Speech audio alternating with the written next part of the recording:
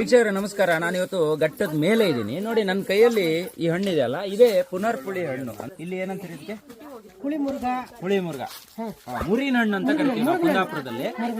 ಇದನ್ನ ಜ್ಯೂಸ್ ಮಾಡಕ್ ಯೂಸ್ ಮಾಡ್ತೀವಿ. ಇದನ್ನ ಓಪನ್ ಮಾಡ್ಬಿಟ್ರೆ ನಿಮ್ಗೆ ಈ ತರ ಹಣ್ಣು ಸಿಗುತ್ತೆ. ಇದನ್ನ ನಾವು ತಿನ್ಬಹುದು ಮತ್ತೆ ಈ ಸಿಪ್ಪೆಯನ್ನ ಇಟ್ಕೊಂಡು ಒಂದು ಸಣ್ಣ ಜಾರಲ್ಲಿ ಹಾಕಿ ಸ್ವಲ್ಪ ಸಕ್ಕರೆ ಹಾಕಿ ಇಟ್ರೆ ನಮ್ಮ ಮನೆಗೆ ಯಾರು ನೆಂಟರು ಬಂದ್ರೆ ನಾವು ಶರ್ಬತ್ ಆಗಿ ಬೇರೆ ಏನಕ್ಕೆ ಯೂಸ್ ಯಾವ ಕಾಲದಲ್ಲೂ ಸಾರು ಮಾಡಕ್ ಬರ್ತದೆ.